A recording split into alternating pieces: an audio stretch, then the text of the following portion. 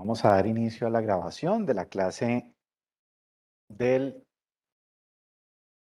día 29 de julio. Hoy básicamente vamos a hablar de la parte elemental y esencial.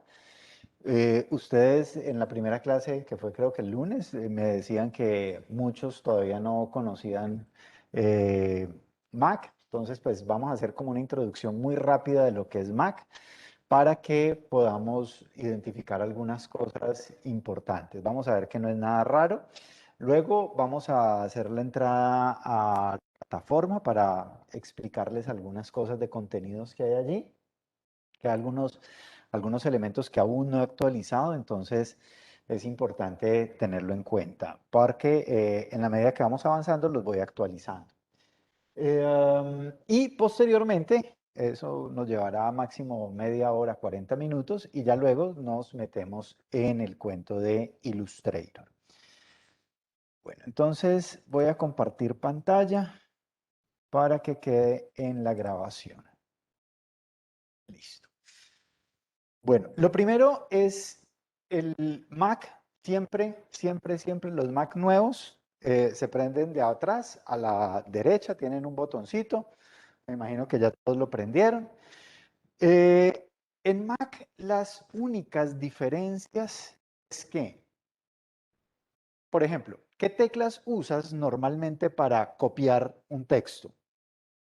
Control C, ¿cierto? Control C, Control V, y siempre está el tema del control. Si ustedes notan, en sus teclados ya no aparece un control. Bueno, sí aparece el control, pero además aparece una teclita que dice command, ¿sí? Todo lo que era con control en PC, aquí lo cambiamos por command. Así aquí haya una tecla de control, Mac eh, asume el control como el comando, ¿cierto? Entonces, cuando les diga command B es porque estamos hablando en Mac. Y es este que está aquí. Eh, el Alt, noten que, bueno, ya en este teclado sí aparece, pero aparece como Option, ¿cierto? Si ustedes leen abajito, en el Alt dice Option. El Alt sigue funcionando. Cuando le damos control al suprimir en PC, entonces aquí es Command Alt, suprimir. Y van a encontrar en muchos tutoriales que van a hablar del Alt o del Option. Option, ya saben que es Alt. Ese es uno de los tutoriales y están escritos para PC. Y uno está haciéndolo aquí en Mac, pero pero aquí no es. No, simplemente es cambiar ese chip. Existen las mismas teclas, simplemente que por capricho unos cambian el nombre. Eh, ¿Listo? Eso es como básicamente lo que tiene que ver con el teclado. Con el ambiente gráfico de Mac, cada vez Mac y PC y Windows se acercan más y más a elementos comunes. Entonces noten que siempre en la parte inferior está la barra como de los programas disponibles o los que vamos teniendo abiertos. Generalmente aquí hay una división, digamos que un poquito más allá de la mitad, hacia la derecha, es lo más frecuente o lo que tenemos abierto, ¿sí? Y la papelera de reciclaje o la papelera de basura va a ser donde eliminemos los archivos y donde desconectemos una memoria. Cuando uno conecta una memoria, normalmente cuando uno la expulsa en Windows, uno le da clic derecho a expulsar o por aquí hay un cosito donde uno le da y le dice expulsar. Acá simplemente la memoria se lleva a la papelera. La papelera se vuelve como una función tanto de eliminar archivos como de expulsar la memoria. El navegador por excelencia de Mac es Safari. Ustedes van a encontrar instalado el Chrome. Chrome es el que generalmente usamos, es el más comercial, es el más común. No tiene ningún inconveniente. Si te gusta trabajar con Chrome, perfecto. Pero el navegador nativo de Mac es Safari. Navega por Safari. ¿Por qué navega por Safari cuando estás en Mac? Porque como es su propio navegador, te genera búsquedas rápidas, se supone que te ofrece una mejor interacción, pero realmente no es que vaya a tener ninguna diferencia sustancial. O sea, no, si navegué en Chrome ya no puede, no, no, no, no, no. Eso era antes, en los Mac viejos no se podía navegar sino por Safari, eso no deja instalar nada más. Hoy en día ya es muy abierto. Entonces, normalmente uno navega o por Chrome o por Safari. Mi recomendación es que como estás en Mac, navegues en Safari. Pero si lo haces en Chrome, no hay ningún inconveniente. Eh, el otro elemento importante es que en PC ustedes encuentran que estos botoncitos que hay acá arriba, miren aquí en esta esquina superior izquierda, que son el de cerrar o el de minimizar. Yo me voy para esta. Bueno, no, aquí. Mírenlo, cerrar, minimizar o ampliar o reducir. Estos botoncitos normalmente en Windows aparecen al lado derecho, pero siguen siendo exactamente los mismos. Aquí lo que pasa es que Mac fue construido, no sé si ustedes conocen un poco la historia de Steve Jobs. Para Steve Jobs la parte de la imagen era fundamental. Él quería que todo fuera, en palabras de él, todo fuera muy bonito. Lo bonito y lo feo es muy relativo y eso, esos cánones de belleza, pues eso no a todo el mundo le parece bonito lo mismo. Pero él decía que quería algo que fuera estéticamente adecuado al entorno. Entonces él siempre trató de hacer cositas muy, muy decoradas, que el ambiente gráfico fuera muy visual, que tuviera una gran función visual. Eso Mac se vuelve la plataforma ideal para todos los que estudian diseño, publicidad, cine, todo lo que tiene que ver con imagen, porque estéticamente se ha preocupado mucho por eso. De hecho, bueno, cuando los computadores venían separados, cuando uno destapaba una CPU, estas cosas grandotas, de un PC y una CPU de un Mac, la CPU del Mac era lindísima, era organizada. Esas tarjetas verdes con todos los punticos, eso parecían un dibujo hecho en Cartago, todo organizadito. La del PC era un desorden, los cables, todo, porque a PC y a los de Windows no les interesa tanto la parte gráfica, les interesa más el rendimiento. Ellos se dedicaron más a explorar cosas de rendimiento y por eso PC es muy útil para procesos que tienen que correr con hojas de cálculo grandes, objetos matemáticos, son matemáticos, este era más visual. Entonces uno va a encontrar elementos muy gráficos en todo el ambiente de Mac. No es nada del otro mundo, no es nada raro. Simplemente si no encuentras algo, me preguntas si estamos aquí en el salón de clase. Si no, es simplemente cuestión de explorar. Bueno, ustedes tienen un mouse que tiene dos. Lo que pasa es que este mouse y este teclado no son los originales de Mac. Ok, aquí tampoco tengo el mouse. El mouse original de Mac solamente tiene un clic, porque para ellos este tema de la división no funciona. De hecho, no tiene el scroll. El scroll es esta ruedita que está aquí. Es un mouse completamente digital. Cuando vayan a las salas abajo en el sótano, se van a dar cuenta que el mouse es plano, plano. Hace un clic y hunde todo el sistema. Y el scroll digital es como si estuvieras en una pantalla digital subiendo y bajando. Eh, Precisamente por la parte estética. Entonces, uno a veces se acostumbra, profe, ¿y cómo doy clic derecho? Cuando estén allá y no tengan ese clic derecho, es lo más de sencillo. Mire, aquí en este icono,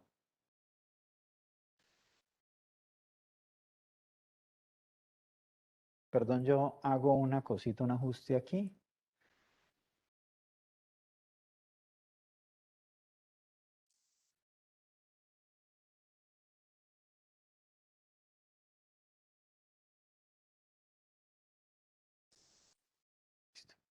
Acá en este icono, que es las preferencias del sistema, ahí entran ustedes rápidamente a todos los ajustes que tiene el sistema. En Windows, normalmente uno tiene que entrar a esta zona de acá donde está la cosita, escribirle preferencias del sistema y a veces es bien complejo buscar.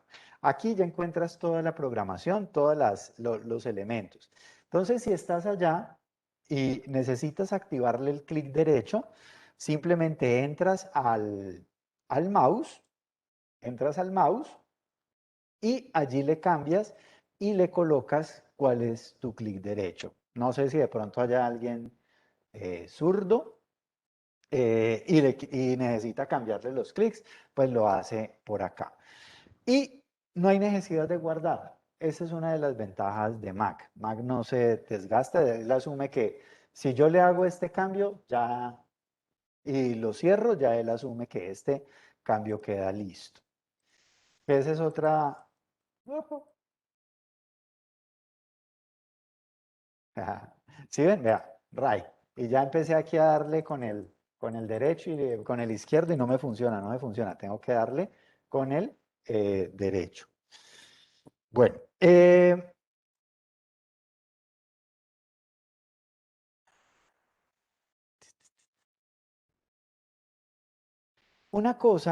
otra cosa que tiene Mac de diferente que a veces nos puede generar molestia es que, miren que por ejemplo, yo estoy aquí en Safari, ¿cierto? Y yo llego y minimizo la sesión de Safari. Miren la barra de acá arriba, que es la de menús.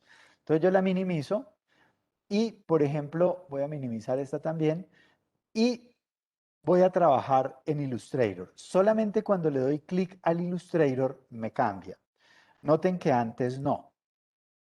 Miren que si yo minimizo esta, me sigue en Safari. Entonces a veces uno minimiza cosas, profe, no encuentro el menú que usted está diciendo. Claro, porque estás en otro programa. Así estés viendo otra cosa diferente. Eh,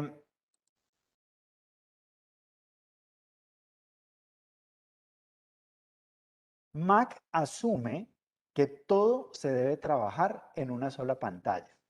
Por eso él no se complica poniendo más ventanas y más iconos. Todo lo trabaja en una misma ventana.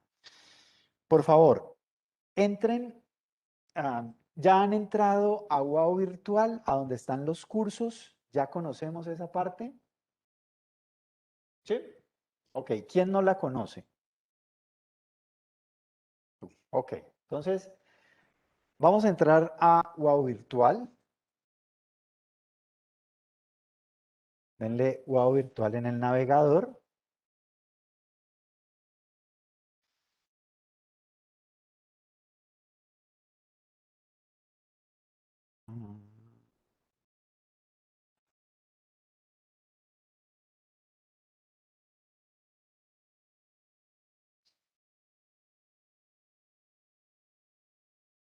No tienes internet. Ok. Para los que no tienen internet, no está. Mira en este icono de acá arriba, ¿cómo está? ¿Está tachadito?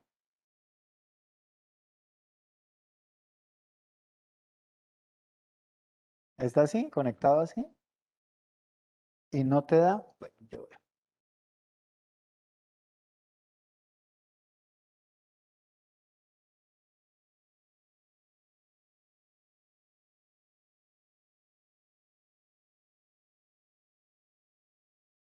sí, sí tienes. Y el Illustrator no me dejaba abrirlo. Pero que intenté abrir y me decía que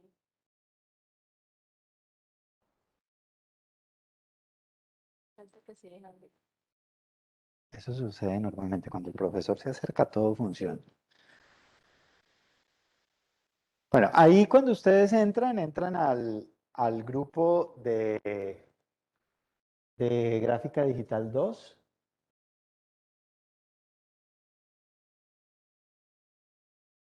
Pero no estoy abrir.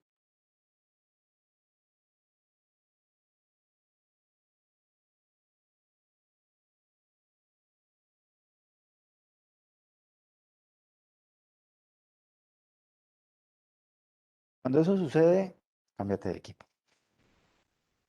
Está María. Entonces María es la que nos ayuda a solucionar estos temas.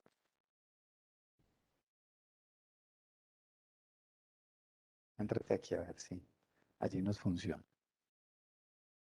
Bueno, ahí venga, yo veo ustedes que tienen de bien teclado. Perdón. Eh, listo, ok. ¿Tampoco? ¿Tampoco? Ok, cargando. Está empezando. Esperemos que no se demore mucho. Mientras tanto, pongamos atención acá. Bueno, cuando ustedes entran al curso, aquí en el curso vamos a tener toda la información del curso. Este video estuvo funcionando hasta la semana pasada, me toca deshabilitarlo, era un video de introducción, luego lo quitamos. Ahí que tienen el contenido programático y la presentación del curso, es lo que tienen disponible en este momento, que fue lo que empezamos. Ya para la otra semana, ya activo la primera parte, bueno, no muy seguramente ahorita al mediodía, y empiezo a colocar lo que vamos a ir viendo. Y van a ir quedando, voy a ir activándoles dependiendo de cómo vaya funcionando el curso, vamos a ir activando las actividades, los foros, si es necesario. Es importante que identifiquen, generalmente yo le coloco en qué semana de clase estamos o la fecha, voy colocando presentaciones, ok, listo. Entonces ahí vamos colocando todo y cuando vamos terminando el módulo aparece el parcial, ¿cierto? Entonces el parcial generalmente lo hacemos desde acá o los presentamos por acá, por esta plataforma es donde mantenemos permanente comunicación. Este link tiene las grabaciones del semestre pasado. Lo voy a desactivar y voy a activar el link de este semestre. Entonces, si tú no vienes a una clase por X o Y razón, o viniste a la clase pero tenemos algo pendiente que tienes que practicar algo y quieres ver la grabación de la clase, normalmente yo la subo aquí, pero a veces me genera tengo tanto trabajo que olvido subirlos. Entonces, porfa, me escribes por el Hangout, tú ya tienes mi cuenta de correo electrónico, entonces por esa misma cuenta me buscas en el Hangout. Profe, no ha subido la clase, porfa, la necesito para hacer. Y ya, listo, yo me pongo en ese ejercicio. Eh, tun, tun, tun, tun. Este es la plataforma. Todos pudieron entrar aquí a gráfica digital. Listo, quería verificar eso. Porque esta va a ser el espacio donde vamos a tener mucha comunicación. Normalmente, si me escribes... Oh, ¿qué pasó? Ah,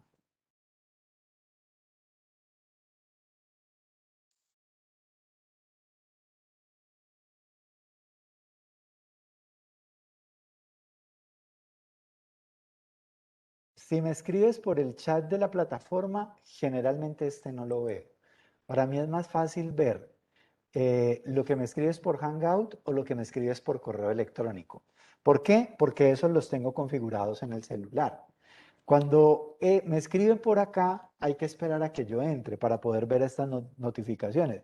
Miren que, por ejemplo, Laura Valentina y Luis Alejandro, miren, Laura Valentina me escribió el 11 de junio, Luis Alejandro me escribió el 15 de febrero y no los había visto, porque normalmente este cosito yo no lo veo. Entonces no me escribas por el chat de la plataforma, escríbeme por favor por el chat de Hangout. Bueno, Mac, plataforma, nos demoramos 24 minutos, no hay, si cualquier cosa, cualquier duda que tengan con Mac, profe, no encuentro, miren que acá, por ejemplo, el volumen que antes lo manejábamos desde acá, ya aquí no me aparece. Y la conexión a Internet, antes la manejábamos por acá, en Mac lo pone acá. Piensen que en Mac todo es al contrario, punto. Y entonces, tradicionalmente hay algo aquí, búscalo en el lado contrario. Por favor, entren a Illustrator. Y vamos a ver la primera clase de Illustrator. Hoy vamos a ver elementos muy esenciales de Illustrator.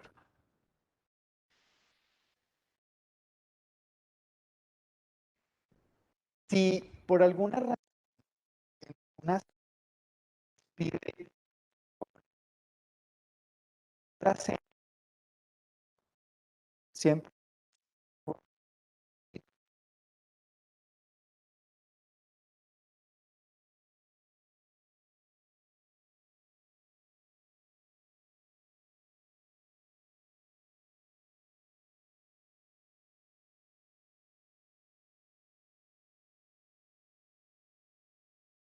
pero ya ahí estás en Illustrator. Que no sé si estoy en el-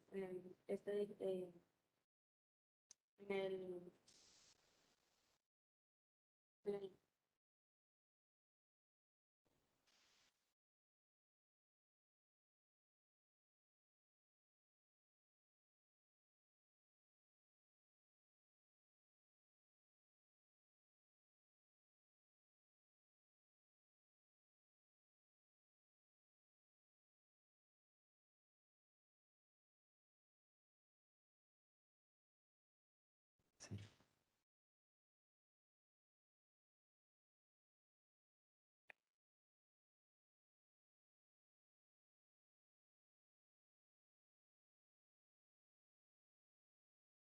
Yo digo que sí. ahorita no puede ser. Usa más Decía que no estoy registrada con las materias. Yo no sé. Mariana Santa María. Pero mira que todavía no te han matriculado en Gráfica Digital 2.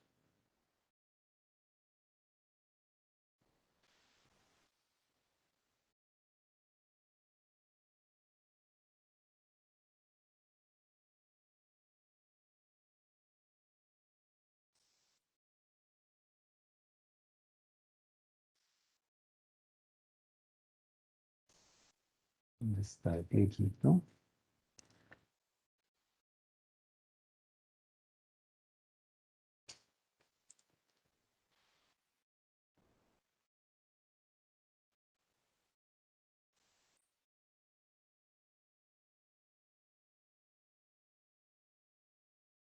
Bueno, ahorita lo miramos.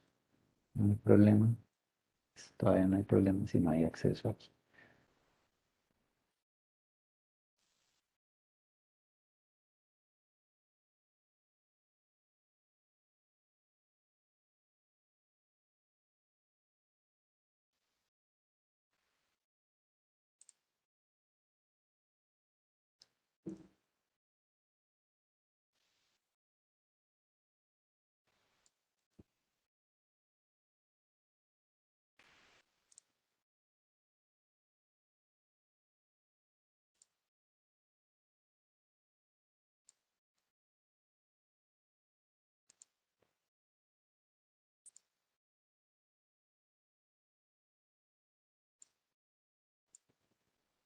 Ahorita lo miramos.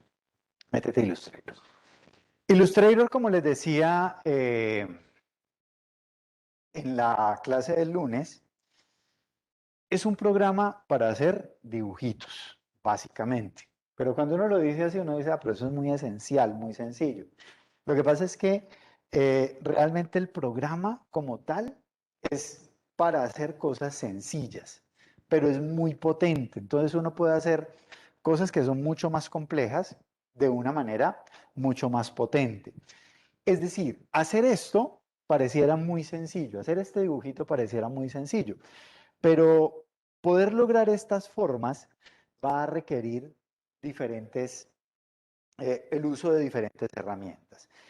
Y eso hace que al ser tan complejo Illustrator, no solamente lo usemos para hacer dibujitos sencillos, sino que lo usemos para cosas como crear un logo, ¿cierto? Por ejemplo, ustedes que están en diseño, muy seguramente parte de lo que van a hacer de diseño es manejar la imagen institucional de una empresa. Piensa en manejar la imagen institucional de la Universidad Autónoma de Occidente, que tiene un logo, pero cuando uno ve el logo de Wow Virtual, por ejemplo, miren que este es otro logo diferente. Y entonces manejar este tipo de cosas, manejar este tipo de letreros, va a requerir herramientas que son más potentes que un Word o que un PowerPoint, como uno normalmente lo hace. Hacer los loguitos, por ejemplo, de Cisco o cualquiera de estos gráficos, o ir un poco más allá. ¿Cuál fue la primera película de animación que revolucionó la historia de la animación? ¿Saben esa historia? Toy Story. ¿Por qué Toy Story? ¿Qué hace Toy Story de diferente? ¿Por qué hay un antes de Toy Story y un después de Toy Story en la animación digital? En la animación. Dime. Por lo 3D, porque realmente Toy Story es la primera película que se hace toda en digital y se hace eh, a partir del manejo de esos elementos de 3D. ¿Cómo así que de 3D? Poder tener forma. Si tú, no sé, pensemos en unos dibujos animados tipo los Picapiedras. ¿Se acuerdan de los Picapiedras o de Tom y Jerry? Es cosa plana, ¿cierto? Todo plano. Esos eran los recursos que había en esa época. La gente dibujaba a mano. Pero ya cuando aparece lo digital, pues cogen y hacen una cosa mucho mejor. ¿De quién es Toy Story? ¿De qué empresa? Pixar, ¿cierto? ¿Y Pixar quién la fundó? Steve Jobs, ¿cierto? A Steve Jobs, los de la junta directiva de Mac lo echan. O sea, lo echan de su propia empresa y él lo cuenta en su película. Pero el man como tiene una mente ganadora y más tremenda, dice, ah, bueno, listo, entonces yo me voy y creo otra empresa, Pixar, y hace, entonces revolucionó Mac, revolucionó la industria del cine, revolucionó todo. Y como para él era tan importante la parte de la imagen, entonces cuando él saca esa primera película de sus estudios, obviamente él no es el director, él no es el, pero él es el que está ahí detrás diciendo, tiene que quedar estéticamente bello. Y de hecho, pues uno ve cómo cambia el cine digital allí.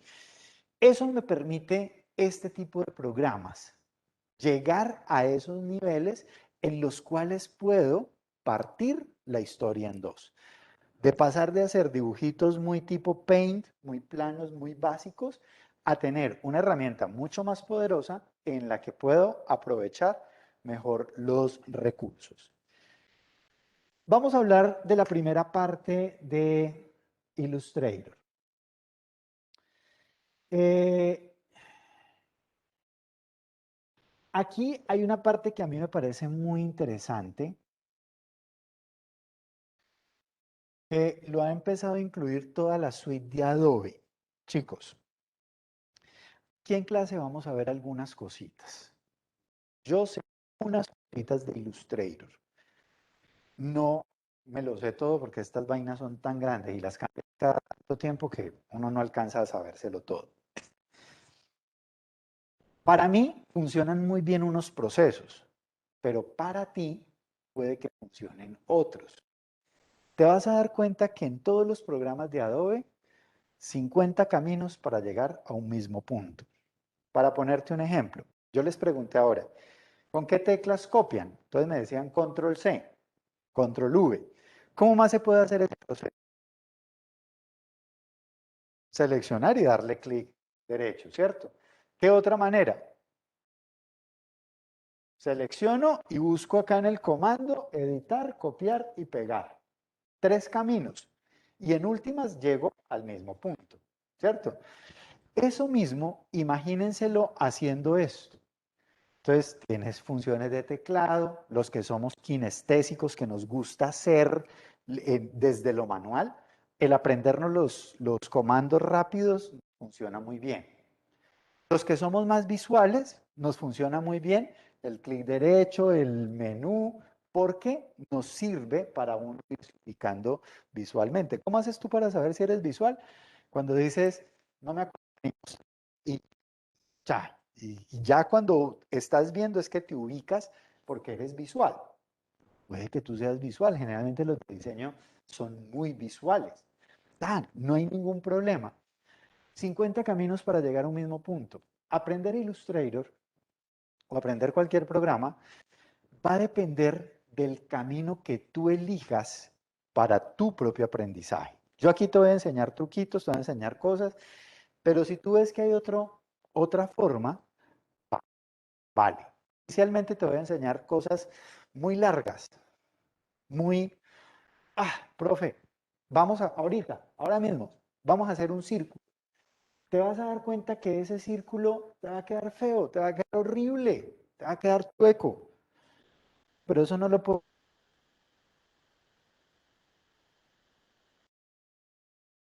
hacer círculos, porque para eso está la herramienta, sino que aprendas el uso de la herramienta. ¿Ves?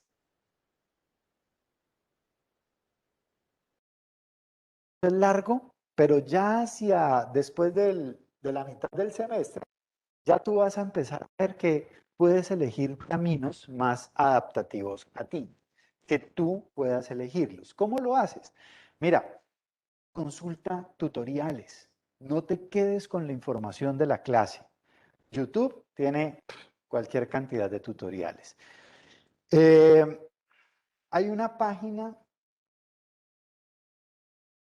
que se llama Solo Photoshop y se especializa en tutoriales de Photoshop. Y eso es una página que hacen un grupo de diseñadores y es muy tutoriales muy chéveres. Y de pronto tú haces algo y quieres grabarlo como un tutorial, lo mandas y ellos te lo publican.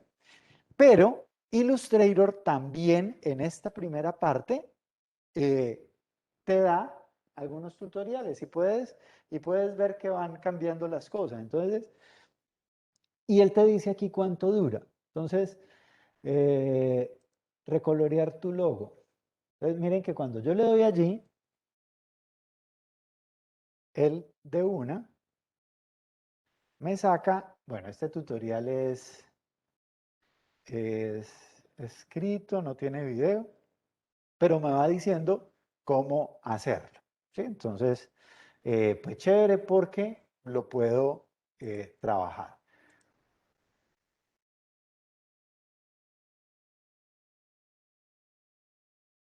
¿Qué le pasó?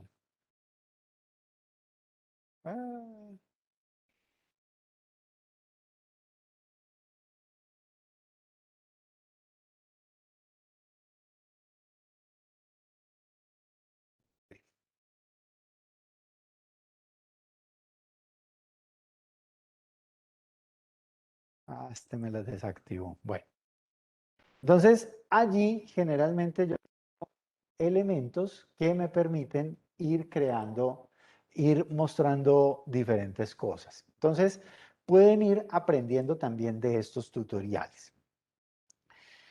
Normalmente, uno cuando va a empezar un trabajo, o crea un nuevo documento o abre un documento. Vayan por favor a crear nuevo, porque aquí voy a explicarles la parte esencial de la naturaleza de la imagen. Y vamos a ver que hay muchas cosas de estas que luego las vamos a retomar en lo teórico. Cuando uno habla de la naturaleza de algo o de alguien, está hablando de la esencia, de dónde viene. Tu naturaleza, bueno, creo que la mayoría somos colombianos, entonces el ser colombianos nos hace con unas características físicas, unas características actitudinales, comportamentales. Cuando yo creo y establezco la naturaleza de una imagen, pues vamos a tener que ver ese tipo de cosas. Lo primero que me pregunta es, ¿cuál es el tamaño que quiero usar? Acá tienes los tamaños recientes.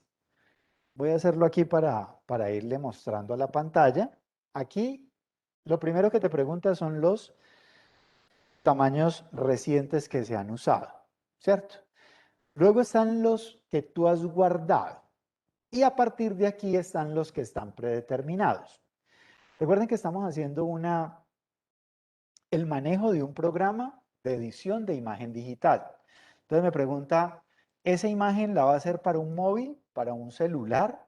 Y miren lo simpático, bueno, depende también de la versión de Illustrator que tengas.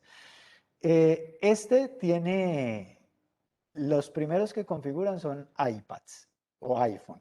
¿Por qué? Porque Mac es i. Entonces, tiene los tamaños preconfigurados. Entonces, si tú estás haciendo una imagen, un meme, la pantalla, un fondo de pantalla o algo, tú puedes determinar que sea para un celular. Entonces ya vienen los tamaños predeterminados. O si vas a diseñar para páginas web, pues también hay tamaños de página web predeterminados. Normalmente, pues uno sabe que uno va a colgar algo y eso lo van a ver en diferentes tamaños de pantalla, pero el estándar en el que tú te vas a mover, ¿cuál es? Por ejemplo, si yo fuera a diseñar algo para la clase, yo digo, todas estas pantallas son de tal dimensión, entonces lo diseño de una vez. ¿Quién es tu público? ¿Quién te va a consultar? ¿Quién te va a consumir? Generalmente las páginas web suelen ser demasiado masivas. Sin embargo, en diseño, ustedes se van a acostumbrar que ustedes van a diseñar para determinados públicos. Piensen, por ejemplo, el diseñador de videojuegos. El diseñador de videojuegos asume que el que juega tiene una pantalla grande y entonces hace los diseños para esa pantalla grande. Si lo vas a imprimir, que también es una posibilidad, entonces está el tamaño carta, el tamaño oficio, bueno, los diferentes tamaños de impresión. Si vas a hacer algo para película y video, entonces también hay tamaños predeterminados, o si vas a hacer algo para arte e ilustración, tipo reproducciones litográficas, cuadros y demás. Si ninguno de esos te gusta y ninguno de esos te sirve, pues tú puedes cambiarle el tamaño. Entonces, en la parte derecha de la pantalla, lo primero que tenemos es el nombre. Entonces, por favor, colóquenle aquí su nombre. Esto no te garantiza que te vaya a guardar la imagen de una vez. Simplemente que cuando uno está en diseño, generalmente uno tiene muchas cosas abiertas, entonces siempre es bueno tener el identificador. Y cuando lo vas a guardar, el nombre que él asume por defecto es este, pero tú también lo puedes cambiar. Está el tamaño, el ancho y el alto, el width y el height. Y por defecto siempre nos lo pone en puntos. Como nosotros a veces no trabajamos mucho el concepto de puntos, primero cambien, siempre primero cambien a centímetros, que es el estándar que más comúnmente usamos. Si yo les digo, miren, vamos a trabajarlo de 40 por 50 centímetros. Si tú, por ejemplo, le cambias acá 40 por 50 y luego le das centímetros, mira que él ya aquí asumió que eran puntos. Al cambiarlo a centímetros, miren que me los bajó. ¿Sí? Entonces, por eso primero uno cambia la unidad de medida y luego sí pone la medida. Entonces, esa es una cosita que tienen que tener muy en cuenta en la creación de los documentos. Primero cambiamos la unidad de medida y luego la medida. Me pregunta que si horizontal o vertical, pues él asume que los 50 centímetros son a lo ancho, pero yo le puedo decir no, son a lo alto. Entonces miren que él automáticamente me lo cambia. La orientación del papel. Los artboards son las mesas de trabajo, las mesas de arte. Es como la cantidad de páginas que yo voy a poner en el documento. Entonces, si voy a hacer una revista, por ejemplo, que tiene 4 páginas, pues de una vez le coloco aquí las 4 páginas para que él me muestre las 4 páginas. Yo voy a, dejémosla en una para luego mostrarles cómo añadir otras páginas. Ahorita me pregunta si le quiero poner margen o si no le quiero poner margen. Arriba, abajo, a la izquierda y a la derecha. Vamos a colocarle margen arriba, coloquémosle 1 centímetro y abajo coloquémosle, ve, y a la derecha coloquémosle, a la izquierda, left. A la izquierda coloquémosle 2 centímetros. Ah, aquí me las dejo proporcionales. Miren que cuando cambio, automáticamente me cambia todas. ¿Por qué? Porque está activo este link, este vinculito, que me dice que todo es proporcional. Desactívenlo para poder que les deje manejar cada una de manera independiente. Colóquenle 1, 0, 2, 0.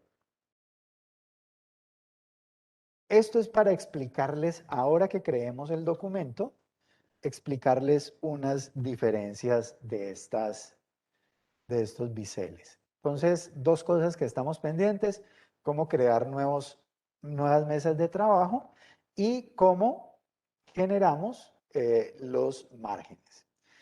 Luego me pregunta por el modo de color. ¿Cuál es la diferencia entre RGB y CMYK? ¿Cuál es para web? El RGB, ¿cierto? Entonces, ojo, porque recuerden que eso es pregunta de parcial y vamos a ir reforzando este concepto, lo vamos a ir viendo cada vez más. Cuando yo hablo de RGB, estoy hablando del modo, la forma, cómo me crean los colores. Estos se llaman colores primarios aditivos, porque adicionan luz. Se crean a partir de las luces rojas, verdes y azules, red, green and blue. Esos son los 3 colores primarios de la luz. Cuando tú veas un arco iris, te vas a dar cuenta que el arco iris arranca en rojo, no, arranca en azul, espérate, los infrarrojos, arranca en rojo, el del medio es verde y el de arriba es más como un azul hacia el violeta. Esos son los 3 colores primarios de la luz. Entonces, si son los colores primarios de la luz, son los colores ideales para hacer cosas que vamos a ver en pantallas. En el colegio, ¿cuáles fueron los colores primarios que les dijeron a ustedes que existían? ¿Cuáles? Amarillo, azul y rojo, ¿cierto? Resulta que desde el punto de vista técnico, el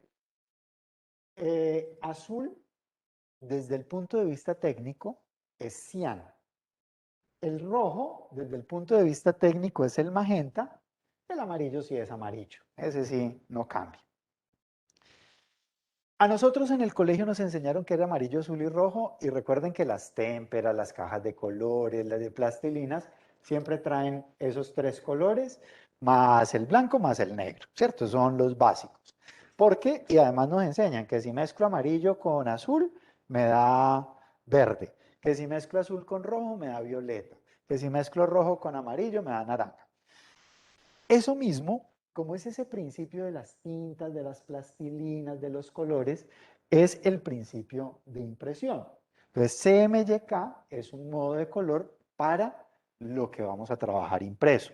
Si tú te das cuenta en la impresora de tu casa, si es de tóner de tinta, tiene 2 cartuchitos, uno que es CMY y el otro que es negro, que es el canal K. Que esto luego lo vamos a hablar más despacio, que por qué un K, no sé qué. Lo importante ahora es saber que en esa naturaleza, en esa esencia de tu documento inicial, ¿para qué lo vas a crear? Este es un documento que va a ser impreso o para las páginas web. Normalmente, si yo voy a crear algo para imprimir, pues por defecto me sale CMYK. Pero miren que si yo lo pongo en móvil, mire que automáticamente me cambia el modo de color a RGB. ¿Me permite asumir el CMYK? Sí, pero por defecto es el RGB. Si yo lo cambio a print, miren que automáticamente por defecto me cambia a CMYK, ¿cierto? Porque esa es la lógica. CMYK para impresos, RGB para pantallas. Listo. Luego me pregunta por la definición. Por la definición. Yo les decía el lunes que la imagen vectorial no depende de la resolución. Que la resolución es más un tema de los mapas de bits. Sin embargo, él me va a preguntar con qué resolución quiere que lo muestre. Porque recuerden que los dibujos vectoriales siempre se ven en dispositivos que dependen de la resolución. Las pantallas, las impresoras digitales, dependen de la resolución. Entonces él me pregunta por la resolución. Y esto es importante que lo vayamos manejando de una vez. Cuando me habla de PPI, me habla de pixel per inch, puntos por pulgada. ¿Qué es un punto por pulgada? Recuerden que la pulgada es la medida de un pulgar, por eso se llama pulgada. Lo que me está diciendo, imagínense, cuando hablamos de píxel, estamos hablando de los píxeles, de los cuadritos chiquiticos. ¿Cuántos cuadritos caben en una pulgada? Entonces él me dice, mire, el tamaño S, el screen, 72 píxeles por pulgada es la resolución mínima, mínima, en cualquier estándar. Es decir, si yo en una pulgada meto 72 cuadritos, ese cuadrito es lo suficientemente pequeño para que el ojo humano no lo distinga. Pero si lo amplío un poquito, ya lo empiezo a ver pixelado. Por eso se llama la resolución mínima. ¿Cuándo usamos resoluciones mínimas? Cuando tenemos imágenes muy básicas. Bueno, aunque acá me trae una resolución muy inferior, que es la de 36 píxeles por pulgada. Esta resolución tan inferior casi que solamente la dejamos para los emojis, para hacer caritas felices y esas cosas que son muy chiquiticas, que nadie las amplía y que las usamos. Pero, por ejemplo, yo quiero hacer un meme, un dibujito más sencillo, pero que tenga una resolución mínima. Una resolución media, que esté más o menos, que no es la alta, no carga demasiado, no me genera mucho peso, pero tampoco es tan básica, está alrededor de los 150 píxeles por pulgada. Y una resolución alta ya se ubica por encima de los 300 píxeles por pulgada. Esto en términos de plata blanca. 72 píxeles por pulgada, las fotografías que publican en un periódico, como El País, como El Tiempo. Esa vaina tiene que ser sencilla, no tiene mucho detalle porque el papel además tampoco lo aguanta. 150 píxeles por pulgada, ya foticos un poco mejor, tipo revista Semana, que tienen una mejor calidad. Alta calidad, ya libros de arte que requieren mayor calidad. Por encima de esto, claro, hay resoluciones que llegan a los 1200 píxeles por pulgada. ¿Qué documento requeriría ese nivel de detalle? Piensen en algo que tenga que tener demasiado detalle, una cosa muy fina. No, sabes que no, esos normalmente, como son tan grandes y la gente los ve tan lejos, los hacen en medio, porque no requieren mucho. Algo que tú digas, esto necesita mucho, mucho, mucho detalle. No. ¿Los qué? Tatuajes. Eh, ok, podría ser, pero hay algo que es más cotidiano. Todos los días lo como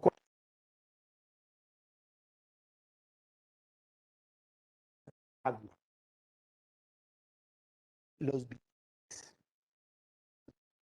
quieren muchísimo detalle. Por eso la falsificación a veces es complicada. Y cuando la hacen a lo grande, porque es que requiere una inversión grande. O sea, meter una máquina por encima de 300 píxeles por pulgada. Es una máquina que requiere mucha más inversión, que no es solamente una impresora láser. Las impresoras láser caseras generalmente imprimen entre 450 y 500 píxeles por pulgada. Pero la impresora de billetes del Banco de la República, que es una de las más sofisticadas de América Latina, imprime a 1200 píxeles por pulgada. 1200 cuadritos metidos en una pulgada. O sea, esa vaina es diminuta, es microscópica para poderlo hacer. Entonces, si yo voy a hacer algo para pantallas, con 72 píxeles por pulgada es suficiente, porque no necesito mayor detalle. Si voy a hacer algo para imprimir, métele calidad media. Pero si voy a hacer un libro de arte, por ejemplo, vas a hacer tu book para presentarlo a la agencia de publicidad, hazlo en alta calidad, porque la agencia de publicidad sí lo va a ver con criterio de publicista. Eh, bueno, el modo de previsualización, dejémoslo por defecto y démosle crear. Allí me crea mi página, mi única paginita. Aquí vamos a ver las partes esenciales de Illustrator para que nos vayamos ubicando. A partir de esta clase, yo ya les empiezo a hablar, a decir, eso está en la caja de herramientas. Entonces tú ya sabes dónde es la caja de herramientas. Eso está en la barra de menús o en la barra de menús contextuales. Ya te ubicas. Básicamente Illustrator tiene 1, 2, 3, 4, 5, 6 secciones. Vamos a dividir Illustrator en 6 secciones. La primera sección es esta de acá arriba, que es la parte de la barra de menús. Como todo programa, tiene los menús naturales del programa. Los primeros dos menús en todos los programas son archivo y edición. En archivo siempre encontramos casi siempre lo mismo. Hacer un nuevo documento, guardar, imprimir, exportar, en fin. En el segundo hablamos de edición, que es el de cortar, el de pegar, el de hacer, el de deshacer, y aparecen algunos elementos propios del programa. A partir del tercer menú, y ubíquense siempre en cualquier programa, generalmente el tercer menú es el menú principal propio del programa. Si tú estás en un programa como Illustrator, el tercer menú me va a hablar de objetos. En un programa como Photoshop me va a hablar de los ajustes de la imagen. En un programa como Excel me va a hablar de las fórmulas, porque es una hoja de cálculo. Luego está el menú de tipografía, el menú de selección, de efectos, de visualización y de ventana. Por ahora no vamos a trabajar la ventana, pero te vas a dar cuenta que por ahí en la tercera, cuarta clase ya empezamos a manejar muchos elementos de la ventana. En Windows van a aparecer todas estas cositas, y ahorita los vamos a ver, son las paletas. Las paletas. Las paletas son las que se ubican al lado derecho. Entonces miren que aquí está marcado el layers, las capas, y miren que aquí está disponible la paleta de capas. Si yo le doy aquí color, miren que me activa la paleta de color. Entonces, en el window normalmente está la parte de la ventana para mostrar esas ventanas o esas paletas que tiene el programa.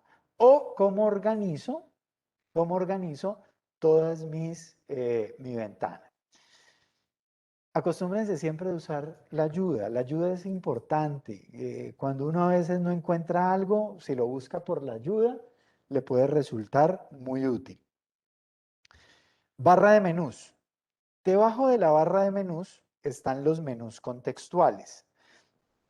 Estos menús contextuales son la forma como yo personalizo el uso de las herramientas.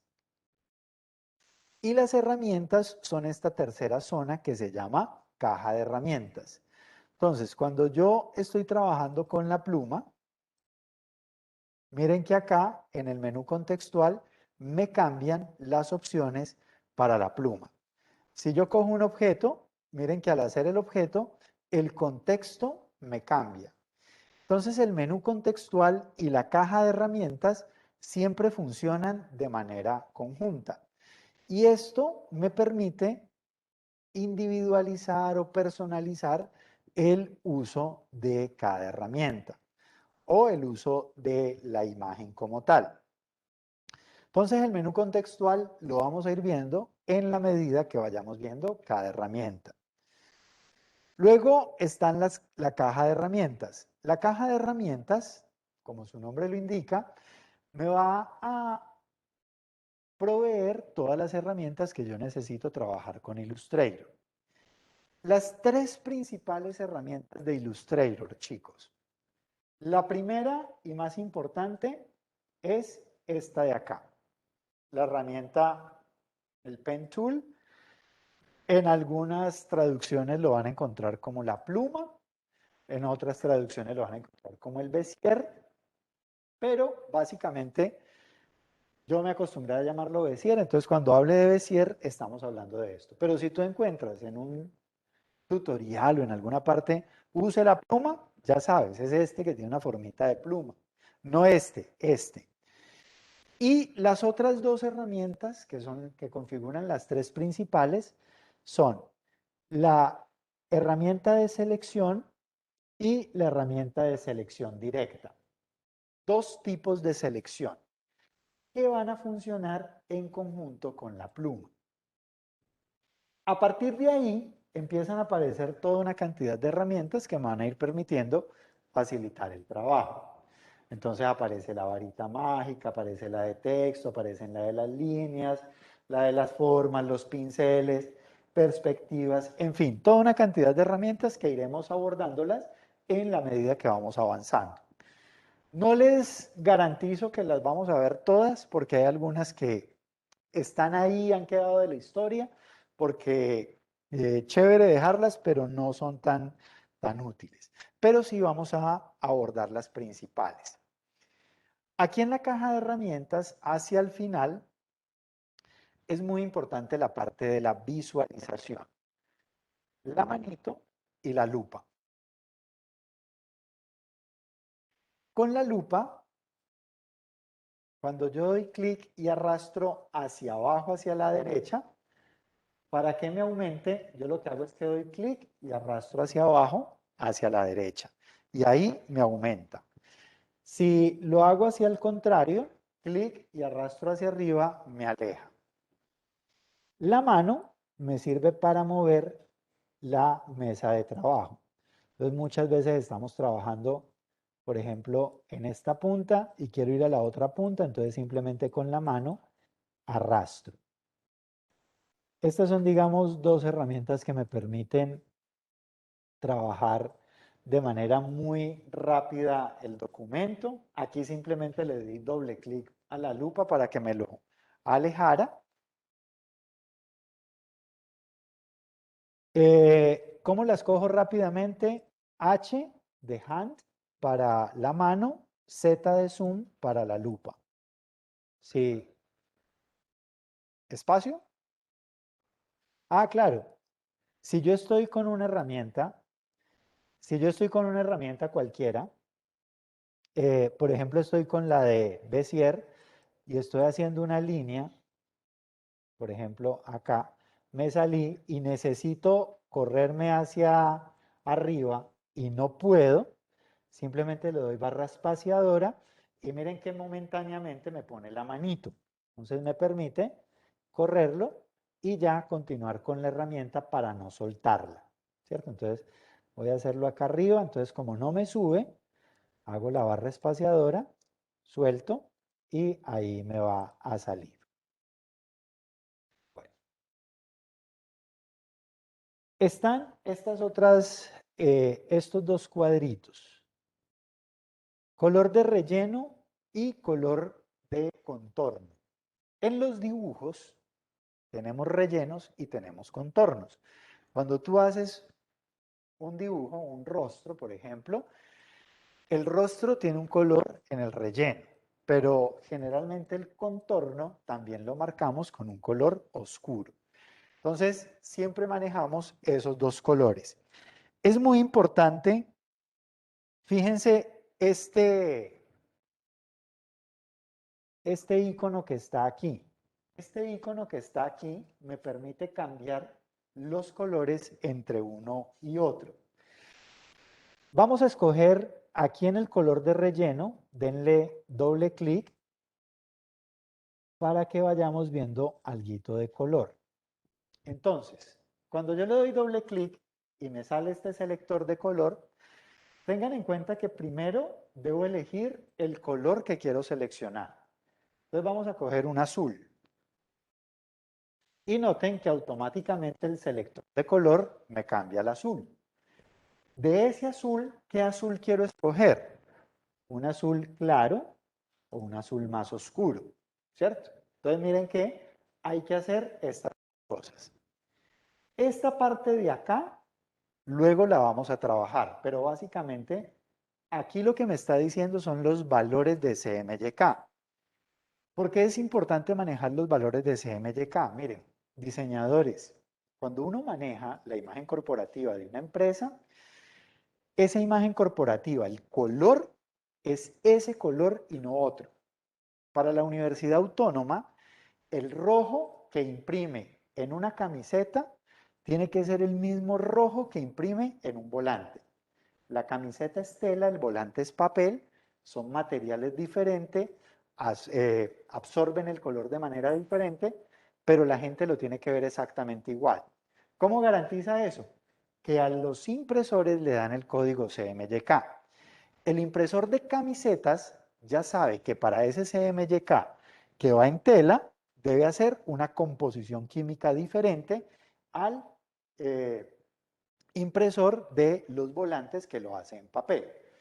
Por eso es importante, pero esto luego lo vamos a manejar. Está el HSB, el código RGB, el código hexadecimal.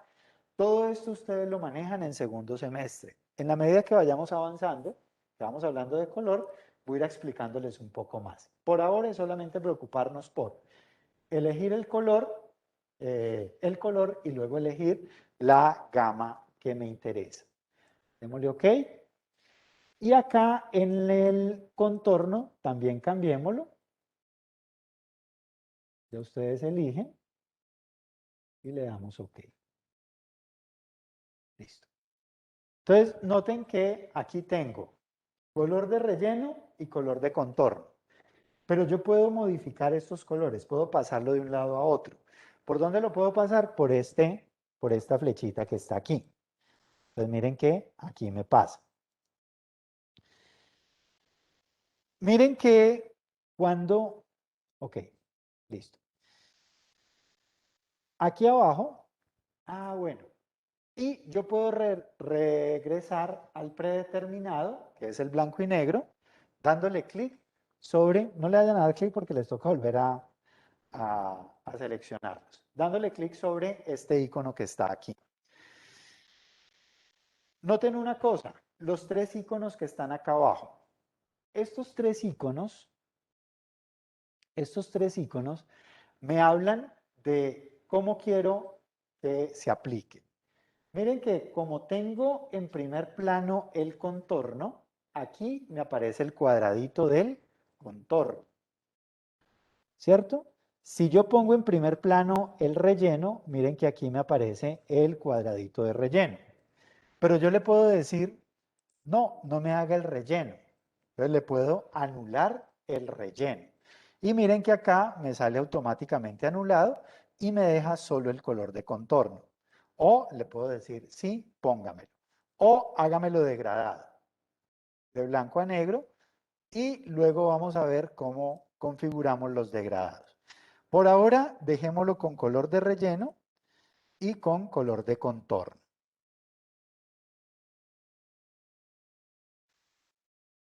Listo. Vamos a ver el primer ejercicio. Cogen la herramienta pluma. Pónganme atención primero y luego ustedes lo hacen.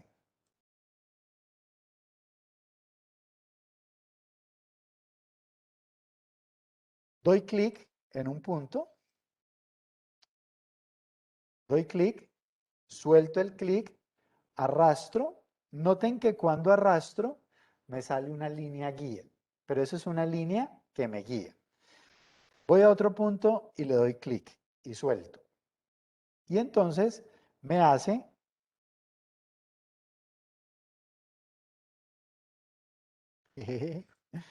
perdón, ¿por qué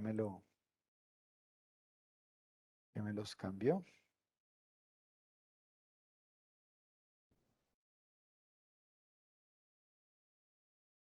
Listo. Me hace la línea con el color del contorno. Y cuando yo hago este cuadrado, me lo rellena con el color de relleno. Por favor, hagan un cuadrado lo más cuadrado posible.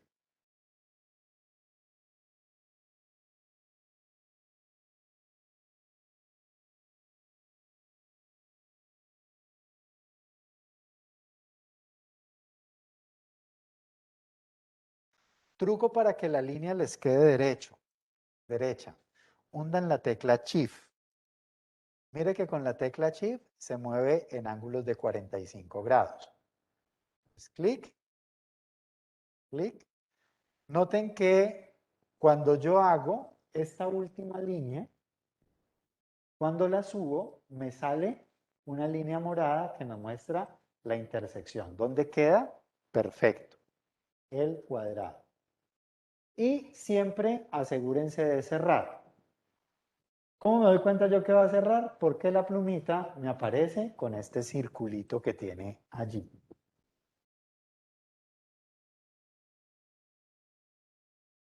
¿Cuadrado bien? ¿Nos funcionó? Hagan un triángulo.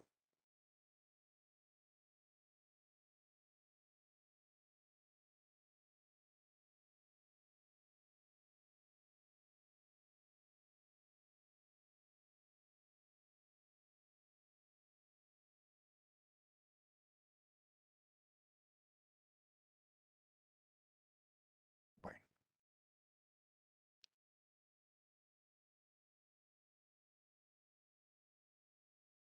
voy a explicar de una vez la selección y la selección directa. La herramienta selección directa me permite trabajar solamente un segmento del trazado. Entonces, dos conceptos que tenemos que abordar. Segmento y trazado. En el cuadrado, el trazado es todo el cuadrado. Un segmento es una parte de ese trazado. Entonces, cuando yo trabajo con la flecha blanca, el blanco solamente me trabaja sobre un pedazo. El negro, la selección, la herramienta selección, me trabaja sobre todo. Entonces, miren que con el blanco, ¿qué quiere decir esto? Con el blanco yo puedo seleccionar un punto y modificarlo.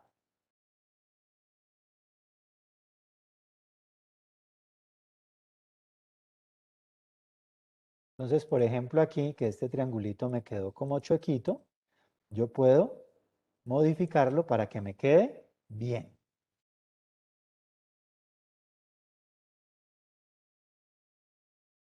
Chicos, si voy muy rápido, porfa, pónganme freno.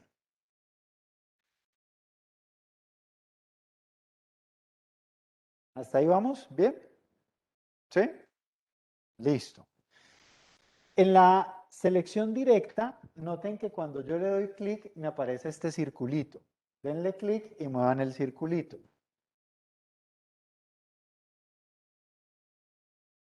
Entonces mire que me vuelve una punta a una curva, ¿cierto?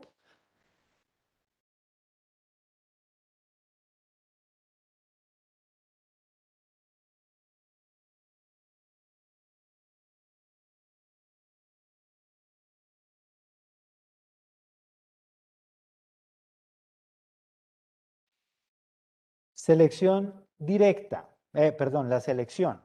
Miren que cuando me cambio a la flecha negra, cuando me cambio a la flecha negra, miren que cuando me cambio a la flecha negra, me selecciona todo el objeto. Y si voy a coger un solo punto, simplemente me lo redimensiona todo el objeto.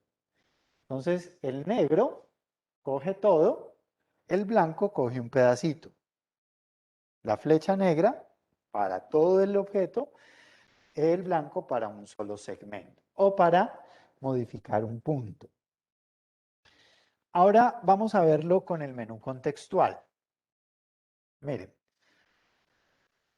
si yo tengo este objeto y voy a modificar esta esquinita, yo esta esquinita la puedo volver una curva. ¿Cómo lo hago?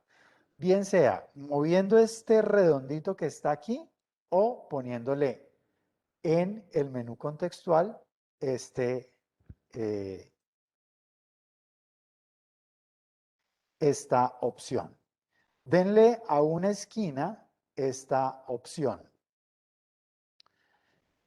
Y noten que aquí me va a sacar una línea que la vamos a llamar la línea de los tiradores. Porque lo que van a hacer estas puntas es a tirar la curva. Miren que si yo la subo, hagan de cuenta que esto es una barra de imán y esto es una cuestión metálica. Entonces, al subir la barra del imán, ella tiende a pegarse a ese imán, esos tiradores. Y esta línea o este imán o este tirador va a funcionar sobre el segmento que sigue. Y el de atrás, exactamente lo mismo. Entonces yo puedo quitarlo en un solo lado y dejarlo a un solo lado. Entonces empiezo a hacer formas diferentes. O incluso puedo, si yo lo arrastro, noten que me hizo una curva y me sacó otros 2 puntos de ancla. Entonces, tenemos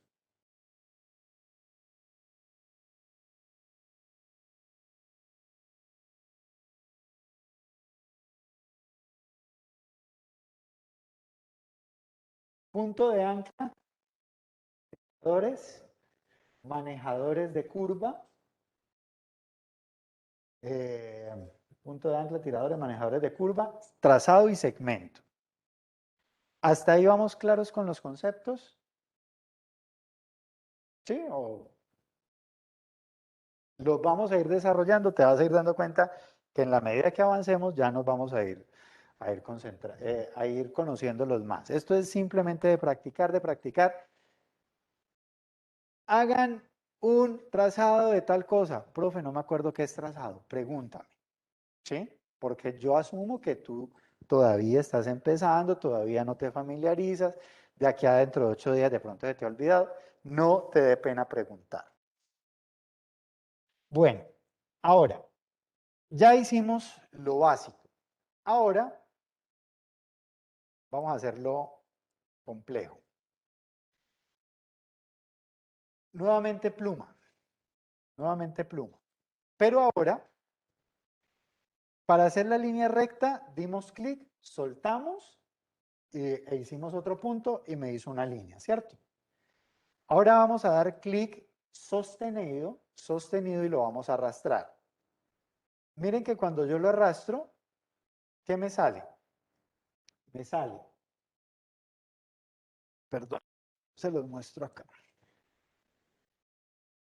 Punto de ancla y los tiradores o manejadores de curva. Ahí no estoy haciendo ninguna línea. Cuando yo lo suelto y muevo el mouse, ya lo solté y moví el mouse, miren que él me sugiere que la siguiente línea, recuerden que esto es como un imán, que se va a pegar este objeto metálico. Entonces, si yo le doy clic, me va a generar de una vez una curva. ¿Sí? Entonces, hagan un círculo.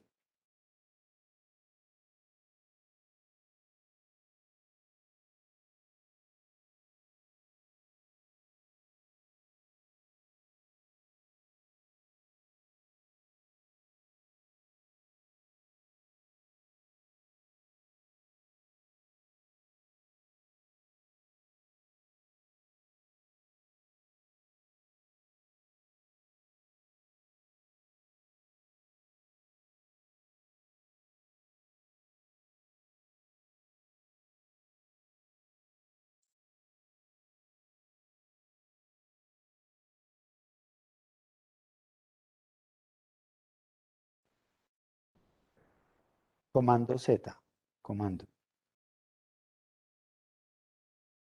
Ajá.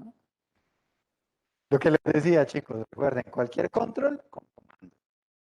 Uy, súper. Aquí es donde yo digo, madre, el dibujo sí, diseño otras cosas, pero uy, no me pongan a dibujar. Círculos de ustedes hechos con herramientas circulito, súper. Muy chévere. Muy bien. Bueno, chicos, 8 minutos para terminar la clase. Entonces, con estos elementos básicos, por favor, miren, los cuadrados, los triángulos y los círculos los podemos hacer muy fácilmente por esta herramienta, ¿cierto?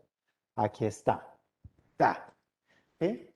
Pero lo que les he insistido, yo no estoy enseñándoles a hacer círculos o triángulos o cuadrados porque para eso está esta herramienta. Yo necesito que tengan mucho trabajo con esta pluma.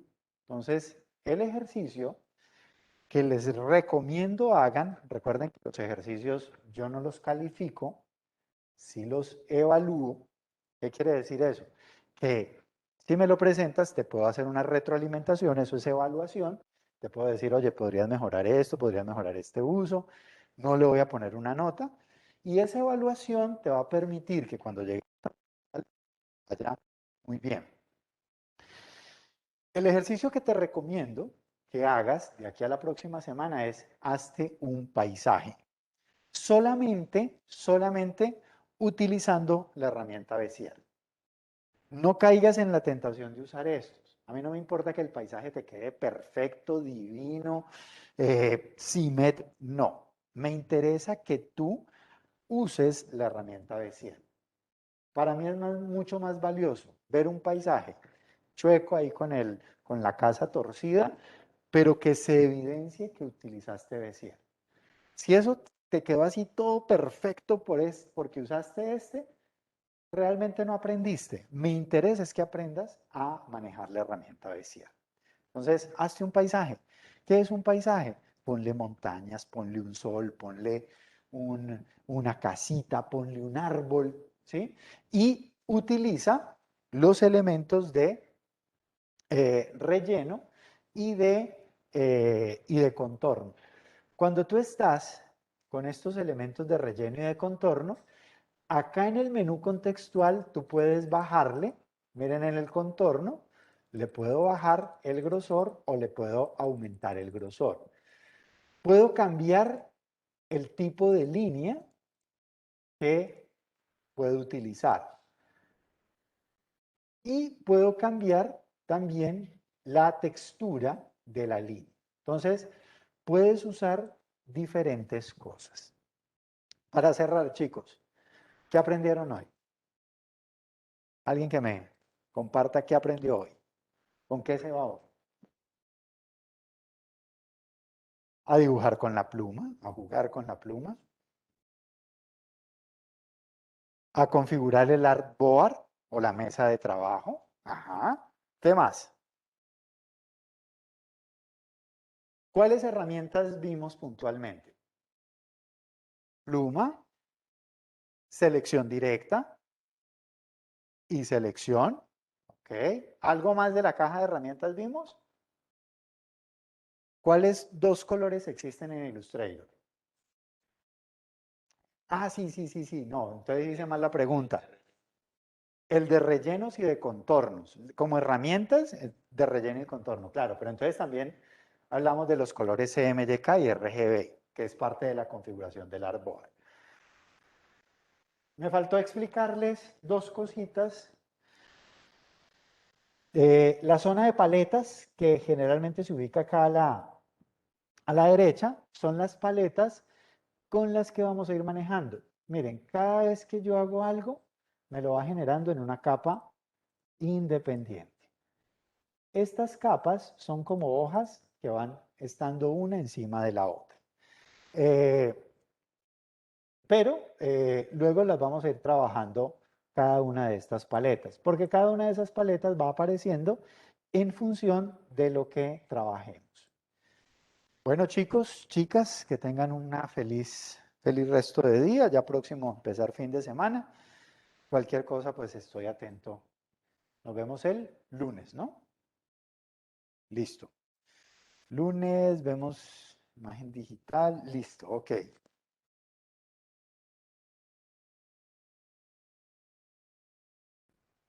Para la página. Mari, ¿me ayudas, por favor? ¿Sí?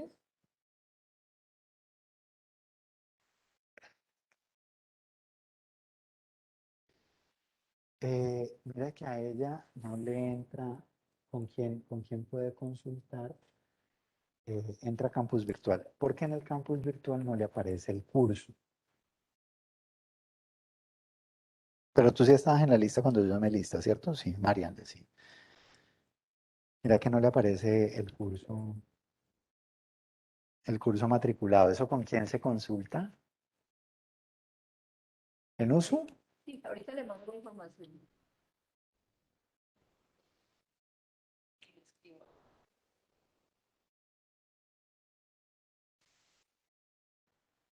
Aquí en la personal. Mira, no le aparece el curso mío matriculado. A los demás chicos sí les aparece.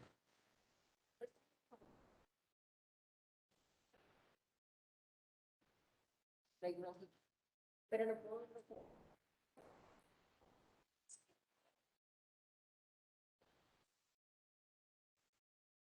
Eh, pero entonces, yo creo que eso me gana. Ok, entonces de una vez le escribes ahí y le dices a la persona. Bueno, chicos, nos vemos el lunes, que estén muy bien. Eh, Manzanita, shut down.